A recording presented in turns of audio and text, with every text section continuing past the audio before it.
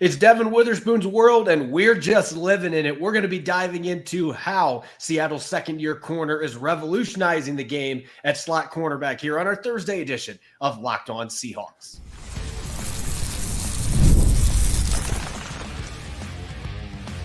You are Locked On Seahawks, your daily Seattle Seahawks podcast, part of the Locked On Podcast Network, your team every day.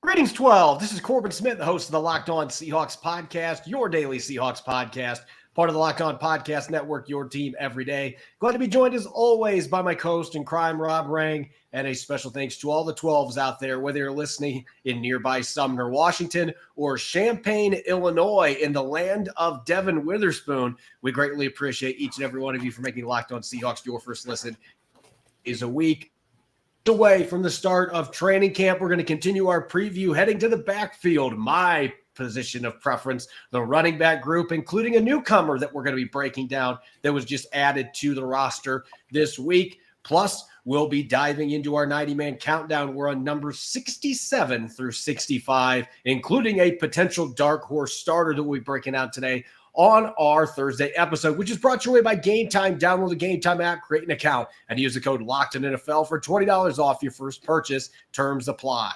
Now for your lead story here on our Thursday edition of Locked On Seahawks.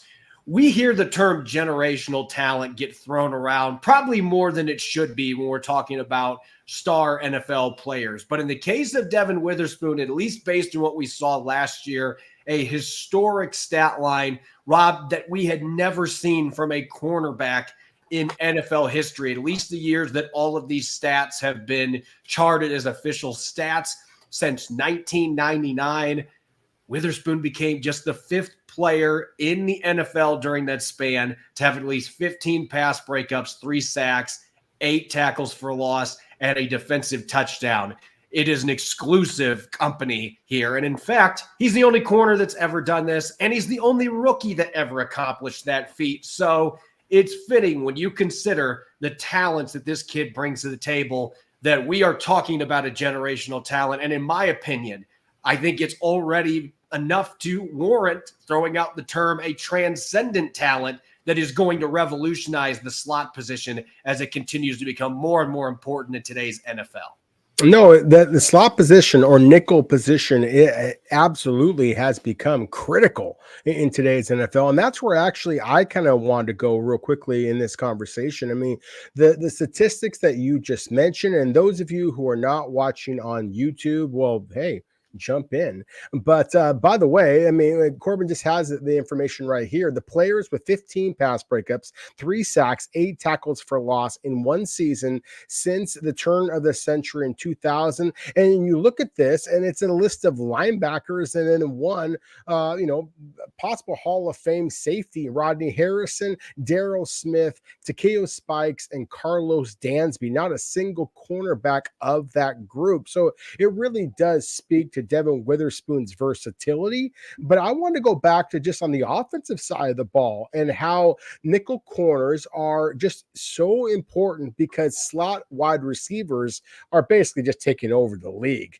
The guy who led the NFL in receptions a year ago, CeeDee Lamb, he had 556 snaps from the slot position. Tyreek Hill, the speedster, we all know about him. Most of us imagine him on the outside. He had 267 snaps at the slot position. Amon-Ra St. Brown, the superstar, the Detroit Lions, 607 snaps from the slot position. The best receiver in football from a rookie perspective a year ago, Puka Nacua, of course, who exploded for the LA Rams. Seahawks know that all too well. He had, 322 snaps from the slot position. And he's probably going to have even more now that Cooper Kupp is going to be back, or maybe it's going to be Kupp who is going to be playing that slot role. That's obviously the position in which he started previously as well. I make that point, Corbin, because as excited as we are to break down Devon Witherspoon's statistics from a year ago, I think that he is in position to even build upon those numbers this season because, again, he is going to be somebody the Seahawks are going to feature. They're going to try and basically blanket the slot receivers in the NFL, and to do that is going to put him in a position to make an awful lot of big plays in his second season in the league as well. Last year, he came into the NFL without a lot of snaps in college in the slot. He played a little bit inside for Illinois, but when Pete Carroll started moving him inside, that created a lot of questions for fans. Why are we using a player we just picked fifth overall inside? But I think you just painted the picture eloquently, good sir, that look at the players that you are dealing with in the slot now these days. And I think there's more to it than just the receivers that these guys have to defend both sides of the field. It's a two-way go. You don't have the sideline protecting you. So that makes it challenging by itself. But you've got other factors here. Slot corners are expected to contribute run defense-wise because they're closer to the line of scrimmage. They're closer to where the action's at. You better be ready to put your helmet into the mix. And we know Devon Witherspoon will absolutely do that. Sometimes maybe even to a fault at 185 pounds. This guy loves to scrap it up. And you also have to be able to blitz. You have to be able to provide some contributions in today's NFL where you have to be able to mix and match where your pressures are coming from. This guy is as good of a pass rusher as any quarterback in the NFL. So when you add all those traits, but you consider all of the responsibilities this position has, it's crazy to think that even 10, 12 years ago, this was still viewed as a position that was largely on passing down, just a situational role. And now in today's NFL, the nickel package is the base defense, or even the dime defense is the base defense. You've got to have corners that can play the slot position, that can do it all, that can play like linebackers, that can blitz and can cover like outside corners. Devon Witherspoon is that transcendent player that is elite, or at least approaching being elite at all of those aspects, including, let's start with the coverage from last year, Rob. This is among slot corners last year, according to Pro Football Focus. He was tied for first, giving up just 25 receptions, third in receiving yards allowed. He was tied for fourth with just one touchdown allowed, third in yards after the catch. If you made a catch against him, you're going to the ground. You're not getting many yards against him after the catch. Fifth in passer rating. He was tied for third in snaps per reception at 10.4 snaps per reception allowed. Across the board, this guy was dominant from the slot position. He actually gave up 3 touchdowns when he was on the outside. He only gave up 1 when he played in the slot, and he made life miserable for teams. But I'd be remiss not to mention the other things that he dominated at. He was in the top 5 in run stops. He was tied for 8th in run stop percentage, according to Pro Football Focus. So he was an excellent run defender. He had a 33% pass rush pressure rate. He had 10 pressures on 30 pass rushes, 3 sacks, tied for the most among corners in the NFL. I can keep going on and on and on. There is another player in the NFL that had that collection of stats when you're talking coverage, run defense, and rushing the passer. And he did it while missing 3 games, which makes it even crazier. No, it really is. And I love the fact that you went from his ability in coverage and then talked about run defense, which a lot of people forget about, especially at the nickel cornerback spot. And then just what a weapon that he was as a pass rusher. I mean, he is one of the very few players, especially for a young player, that just showed incredible instincts. I mean, he showed timing, his ability to judge when the snap was actually going to occur and hit the ground running, basically. Again, those of you who are watching on YouTube here can see a picture of Devon Witherspoon basically posing next to Kyler Murray, and obviously among the most dynamic and elusive quarterbacks in all of the NFL, and that was coming off of a sack, and so again, we're talking about a player that really is a well-rounded player. He's not just dynamic in coverage. That is what justified Seattle selecting him number 5 overall. And the big hits, anybody who watched this tape from Illinois knew that he would lay an occasional big hit. But 185 pounds, I mean, I'll raise my hand. I was one of those who questioned just the sanity, frankly, of the Seahawks in making number 5 overall selection on a guy built like that. You could see the instincts, you could see the toughness, but would that translate? It did last year. And again, it is one of the biggest reasons why I'm excited about the Seahawks moving forward. And frankly, it doesn't matter what I think. It matters what Mike Macdonald thinks. And Mike Macdonald has name dropped Devon Witherspoon over and over again. You should have seen, and you probably did see, just the way that Mike Macdonald gushed when he was asked about Devon Witherspoon before. I think that Devon Witherspoon might just be Mike Macdonald's favorite player on the Seahawks at this point. And Devon Witherspoon has certainly become one of my favorite players in terms of just evaluating from the sideline. Going to the minicamp here a couple of days ago and watching Devon Witherspoon as a second-year player basically assume the leadership and barking out orders and commands and the enthusiasm. He reminds me in all of the best ways of a young Richard Sherman. I think Richard Sherman should be in Canton soon. And so again, to loft that or to send that type of a praise to a second-year player in the NFL, again, get your popcorn ready because this young man is about to become a superstar if he isn't there already. And Mike Macdonald, he's not a guy that, I will say this, he smiled more to this point than I anticipated just based on what we heard coming out of Baltimore. But you just name drop Devon Witherspoon, and that man is smiling ear to ear. You could see it on the practice field, him just watching him. I've taken a couple pictures unknowingly. Mike Macdonald's in the background, just a big grin on his face. That was probably one of the big selling points for picking the Seahawks is that I've got this transcendent talent that perfectly fits my defense. And there's a reason everybody, including Macdonald, is excited to see what this kid can do going into year 2 and beyond in this defense with that well-rounded skill set that, quite frankly, I don't think we've ever seen at the slot cornerback position. When we come back, we're going to transition to the backfield. We've got running backs to break down as we continue our training camp preview. Just 4 weeks until players report for training camp. We'll get to running backs coming up next here on our Thursday edition of Locked On Seahawks. This episode of Locked On Seahawks is brought your way by our friends at Game Time.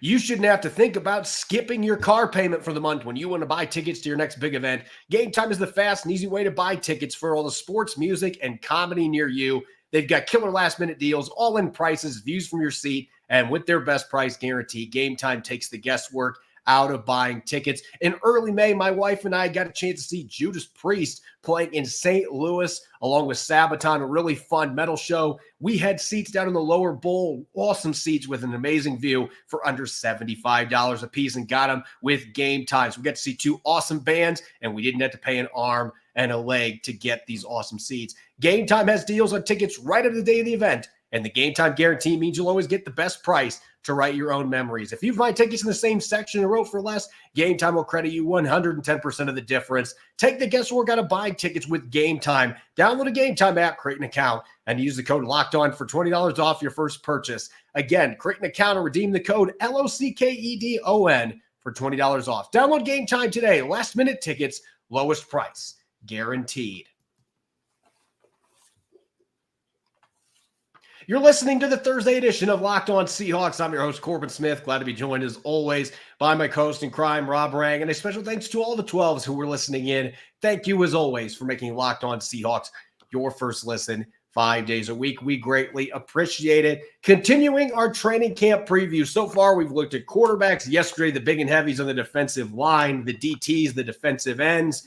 Now we're going to go to some of the flashiest players on the field in the NFL, the running backs for the Seahawks, and at least at the top of the depth chart. You're going to be hard-pressed, Rob, to find a more exciting 1-2 punch that Ryan Grubb inherits as the first-year offensive coordinator than Ken Walker III and Zach Charbonnet, who, while they have some similarities, they've got a lot of skills that really complement one another. We know the explosiveness, the home run hitting ability that Ken Walker III has. He is as capable of ripping off a 70-yard run as any running back in the NFL. On the flip side, he's not always the most patient runner. Sometimes he's too patient. We're talking about trying to bounce plays when he should just take the 3 or 4 yards in front of him. He improved a little bit in that regard. Zach Charbonnet is more of a, I don't want to say a cookie cutter back, but he is more of a, let's get downhill, let's mash people, let's get the yards that we can get, while still having really good speed and athleticism to be able to rip off some big runs. He actually had comparable stats in 10-plus yard runs last year to Walker, despite not having near as many carries. Both these guys can catch the football well, have soft hands. So really it is a fun 1-2 punch for the Seahawks at the top. And if those two can stay healthy, the Seahawks run game, in theory, as long as the O-line holds up, it should be much improved from a year ago, especially with Ryan Grubb. Even at Washington, the way they threw the ball around, they had efficient run games. No, they really did. Washington did a great job of being able to, just kind of take the punch on the chin and be able to absorb some injuries to the running back position. And hey, it's a credit to Dylan Johnson. He just did a terrific job. And Ryan Grubb, Scott Huff did a nice job of, really taking advantage of what he did well. When you have a back as talented as Kenneth Walker III, Corbin, I mean, it's relatively easy. I mean, my goodness, the guy can, as you said, I mean, he is as good of a running back in the NFL when it comes to his ability to produce the explosive plays, the highlight reel plays. But as you also mentioned, and there have been some times where he is a little bit too willing to kind of dance behind the line of scrimmage before completely committing. And that's one of the reasons why I think that the Seahawks coaches, Seahawks fans might have been a little bit frustrated. And that's where I really think that Zach Charbonnet is going to be able to take a big step forward this year. Charbonnet was one of the players that I was most impressed with when I went to the mini camp. He just looked sleeker. He looked like he was attacking the hole with that much more conviction than I saw at UCLA or Michigan. Obviously the two programs in which he played his college ball. And then with the Seahawks this past season, he looked like a little bit like a rookie, still trying to figure things out. But at 6'1", 220 pounds, I mean, he is an absolute, train wreck waiting to happen. He's just physical. He can make people miss, and he's got good speed. But he's a 4.53 kind of a guy, whereas Kenneth Walker III is 4.39. And you can see that difference in straight line speed between these two. That said, I think that they're both legitimately among the top 32 running backs in the NFL. And I think a lot of people would agree with that with Kenneth Walker III. I'm saying that with Zach Charbonnet as well. And so I do think that Seattle is going to mix and match these, almost play like a platoon type of a situation, the way that the Seattle Mariners, of course, are playing multiple positions. And I also think, like the Mariners, that this is going to lead to the Seahawks contending for postseason honors. And to me, one of the most exciting things about this, Corbin, is the fact that it feels like Seattle has pretty good depth behind their two stars. And I do use the word stars here because should something happen to Kenneth Walker III, who, let's be real, I do think that he is easily the number one guy just because of his big playability. But I do believe that Zach Charbonnet can roll in that role if asked to do so. And then again, the depth that the Seahawks have acquired behind these two star backs to me is very intriguing as well. Everybody's going to focus in on Kenny McIntosh and perhaps the undrafted free agent George Halani from Boise State. But there are a number of players on this squad who are going to be fighting and clawing for opportunities here that, again, I think are legitimate NFL backs. And knowing how talented Seattle is at quarterback, at wide receiver, and now hopefully a play caller as well, I really do think that this is a running game in Seattle that really should do well in 2024. The real drama in this position group is going to start with that third down back roll, because Kenny McIntosh, before he injured his knee in the mock scrimmage early August last year, he looked like the real deal early in training camp. He was as explosive as either one of the other two backs. You could make an argument, even though he didn't test near as well as Zach Charbonnet, when you were watching the drill work, he looked like the back that would have had the more explosive athletic testing numbers. And he's excellent in pass pro. You can move him around to the slot and a bunch of different stuff, catching the football. There's a lot to be excited about with him. And yet we have not seen him play one regular season snap on offense. He played a couple special team snaps last year, and that was it. And so he's really going into a pseudo rookie season here with a new coaching staff that he's trying to impress. And then you've got a couple undrafted rookies that could really make this interesting. George Halani, to me, is the dark horse of this position group, because we've talked about him several times, Rob. Injuries held him back some at Boise State, but when he was healthy, 4 seasons to 5 years on campus, averaged at least 5.2 yards per carry, had 2,000-yard seasons. He caught almost 90 passes in his college career. So he's got soft hands. He's reliable catching the football. Pass protection, a little more hit and miss. But this guy is a legitimate 210-pound. I don't want to say he's a bulldozer because that's not necessarily his style. He's not going to truck a bunch of guys, but he'll break a lot of tackles and he'll make you miss in space. And he ran in the low 4.5s. So he's similar athletic metrics to Zach Charbonnet. A little bit lighter, but a little shorter too. So he's got a similar build. Halani is the player that I would be betting on here if we're talking about the undrafted rookie that's going to make some noise. And yet at the same time, there's another player in this undrafted group Tamarick Williams coming from North Dakota State. If you like maulers, you like mashers out of the backfield, this guy is every bit 230 pounds, and he averaged more than 4 yards per carry after contact in his college career at North Dakota State.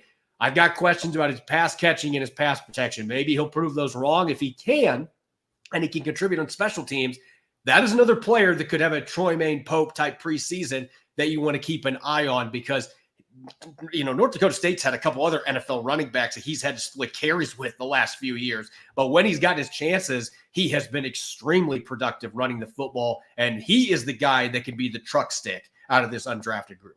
Yeah, just his size is really intriguing. And as you said, I mean, he was very productive at North Dakota State. I've also been impressed with Kobe Lewis. He's a 5'9", 208-pounder. You mentioned Tremaine Pope. I mean, this is a body type that's similar to that. And I just kind of gushed here a moment ago about Zach Charbonnet and just his burst to and through the hole during mini camps. I saw similar things with Kobe Lewis out of Florida Atlantic. So I'm intrigued by him. And then, by the way, the Seahawks made an addition here this week with Ricky Person Jr., who was a star in the UFL for the Birmingham Stallions here. And I'll be honest with you, I watched a little bit of the UFL, and kudos to the Birmingham Stallions. They have been absolutely dominant. But I'm going back to what I saw from North Carolina State with this running back, Ricky Person Jr. And you talked about it before with some of the other backs. It's their hands out of the backfield. For a guy who's 6 foot, 220 pounds, he also shows very soft hands out of the backfield, not just plucking passes, but basically being able to gap on wheel routes and things like that. He just shows instincts in that regard, and he was the bell cow for the Stallions of the UFL over this past season.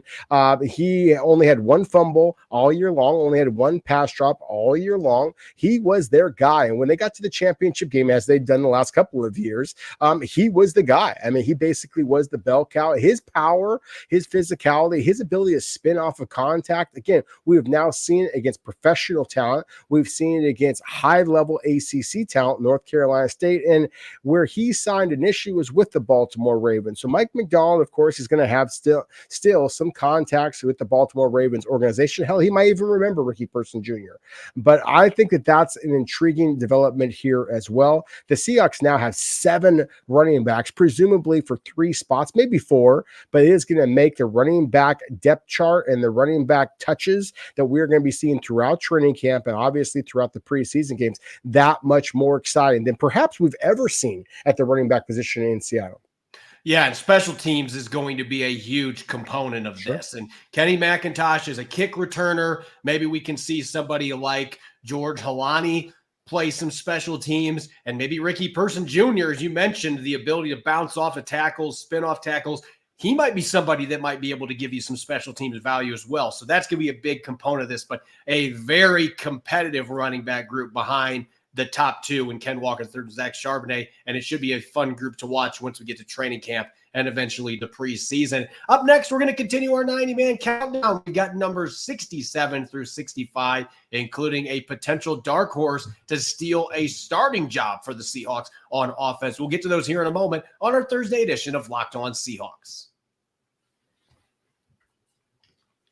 This episode of Locked On Seahawks is brought to you by FanDuel. Summertime means baseball, the Stanley Cup still going on, and much more, and you can bet on it all on FanDuel. Right now, new customers get $200 in bonus bets, guaranteed. That's $200, win or lose. Who will be the first pick of the upcoming NBA draft with the Atlanta Hawks slated to pick first overall? Does Aaron Judge have another home run coming today for the Yankees against the Orioles? And will Connor McDavid keep his historic Stanley Cup going as the Oilers look to even up the series and force a Game 7 in the Stanley Cup? You can bet on all this and more on an app that is safe, secure, and easy to use. So what are you waiting for? Visit FanDuel.com/lockedon and add a big win to your summer bucket list. FanDuel, America's #1 sportsbook. You're listening to the Thursday edition of Locked On Seahawks. I'm your host, Corbin Smith. Glad to be joined, as always, by my co-host in crime, Rob Rang. And a special thanks to all the 12s who are listening in. And thank you for making Locked On Seahawks your first listen 5 days a week. We greatly appreciate it. If you're tuning into ESPN or Fox Sports all day and you're tired of hearing the bickering and the screaming, make sure to check out Locked On Sports Today. They've got all of your in-depth breaking news and top sports stories in every sport out there. And you don't have the screaming. You don't have to worry about turning down the volume because it's just analysis, the analysis that you crave. So make sure to listen to the Locked On Sports podcast, Locked On Sports Today podcast on YouTube or wherever you listen to your podcast. Part of the Locked On Podcast Network, your team every day. Continuing our 90-player countdown, Rob, we are now into the mid-60s, numbers 67 through 65. And that means we're going to start getting into some familiar names, some guys that maybe were on the roster last year or the last couple of seasons or have been in the league for a few years and are coming to the Seahawks trying to make the team. And we're going to start off with a player who's really become a forgotten man, even for a former undrafted signee, because the Seahawks drafted 2 quarterbacks in Nehemiah Pritchett and DJ James. They brought back almost all their corners from a veteran standpoint from last year. So Lance Boykin has kind of become a forgotten player, but there are still some attributes to like here. He's a big corner, 6'2", long arms. He fits what Pete Carroll used to love in his cornerbacks, and there's some physicality to his game. That being said, he is in the wrong position group, it feels like, to be able to stick around. Maybe he can get a practice squad spot, but even that is far from a guarantee just because of the talent that they have amassed at this cornerback position. Yeah, that's well said. I think that Lance Boykin is absolutely an NFL caliber cornerback. He is in a difficult position just because, as we've talked about, we both believe that corner might just be Seattle's deepest position. We just got done gushing, of course, about Devon Witherspoon, what he is able to provide.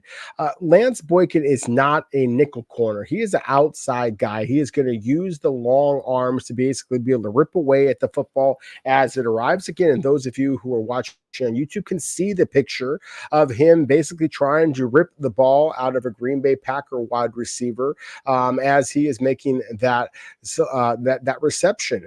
I'm really intrigued by Lance Boykin. I liked him at Coastal Carolina. I liked him a year ago for the Seahawks. I was disappointed when he didn't make the club and love the fact that he was brought back to the practice squad, because that just means that NFL teams, in my opinion, basically overlooked him, because I really do believe this is a guy that is going to be able to make a push, at least for practice squad, perhaps even for the NFL roster.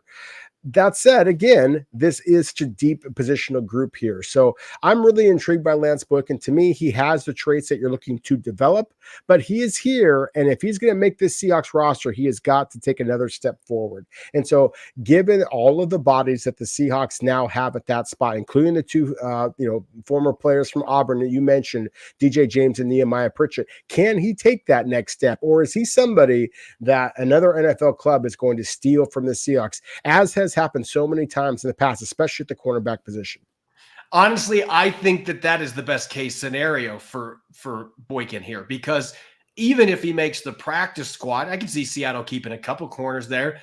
Yeah, there's some familiarity there. There's some stability there for him. He can get some chances maybe to be a game day elevation, but you're going to be playing these snaps in the preseason, understanding that most teams don't have the talent and depth that the Seahawks have at corner. That's the truth. Seattle has one of the deepest quarterback groups in the entire NFL.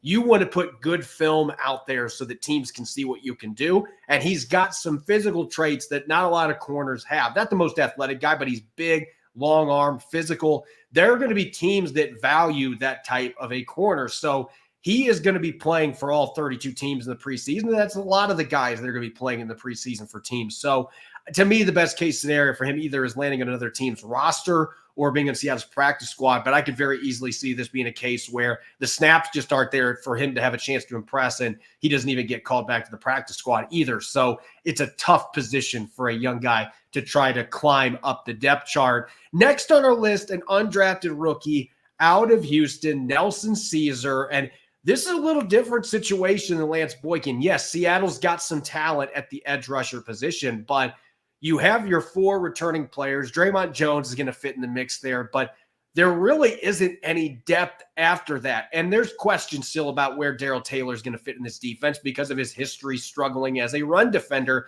Nelson Caesar has good college tape, both as a pass rusher and a run defender. He is kind of short, compact, 254 pounds, plays with a lot of power. He has a relentless motor. And this is a guy that kind of was catching my eye a little bit during OTAs and minicamp when I was watching the edge rushing groups. I would keep a very close eye on Nelson Caesar. And if I'm Darrell Taylor or even Derek Hall, you better be keeping an eye on that rearview mirror, because I can guarantee last year's Big 12 sack leader, which was Nelson Caesar, is going to be gunning for one of your jobs.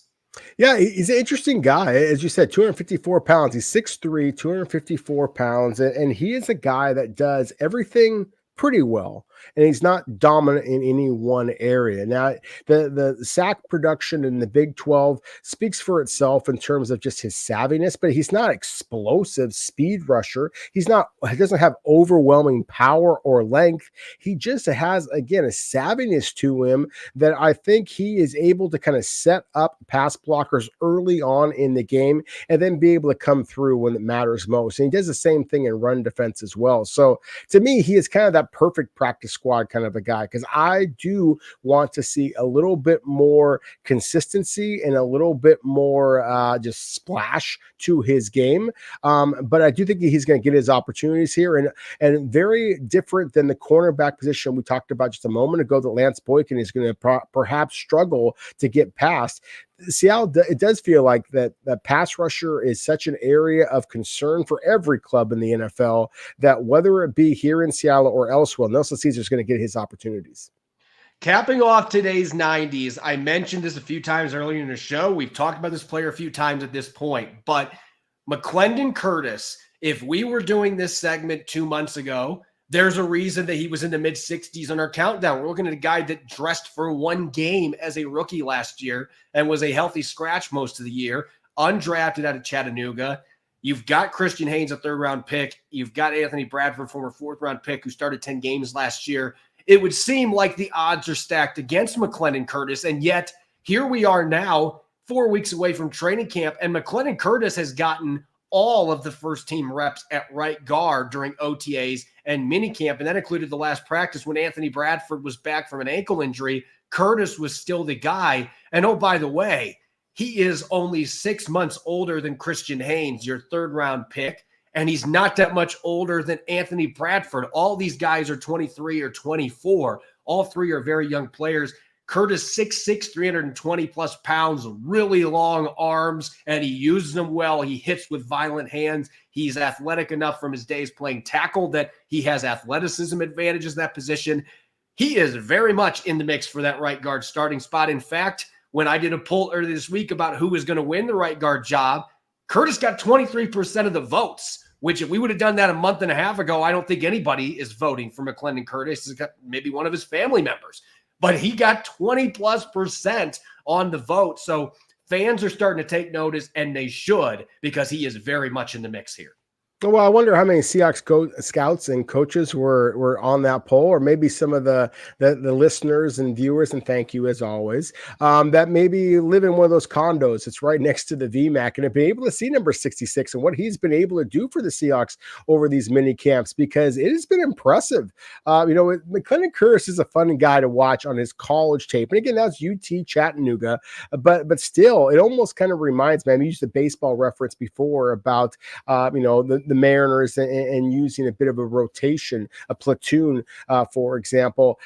I'm reminded of the classic movie Major League with Ricky Vaughn, and there's the moment where the coach basically says, you better teach this guy some control, and that's the same kind of thing with McClendon Curtis. You watch his tape at UT Chattanooga, Corbin, and you see a guy who is just bigger, faster, more athletic, and nastier than anybody else on the field.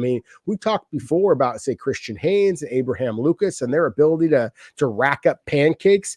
That's exactly what you saw with McClendon Curtis. Now, there were other times where he didn't know where he was supposed to go, and he gets those long arms out there so much, and sometimes he draws holding flags just because he's got his arms out there, just kind of grabbing onto anything moving on. But to me, this is one of those positions that the Seahawks obviously have some turnover. They have some opportunities here. And I understand if there's going to be a lot of Seahawks fans out there who might be disappointed if the rookie Christian Haynes, the much ballyhooed rookie, doesn't win this spot, or Anthony Bradford doesn't win this spot. I think if this is just a straight even race, as far as you throw all that kind of stuff out the window, the way that Pete Carroll did, then I think that Scott Huff, Seattle's offensive line coach, might be impressed with what he's seen from McClendon Curtis. And there's a possibility that he will be not only making this roster, he might be the starter. So again, I am as fascinated by this positional battle as I am at any position in the entire roster. And McClendon Curtis is a guy that I think Seahawks fans better get used to, because he is a guy that definitely has been turning heads the VMAX so far this offseason. There might be a new coaching staff, but always compete is still a big part of the equation here. And we've seen some really competitive offseason practices. It's going to get ramped up in training camp if McClendon Curtis rises to the challenge as he has so far.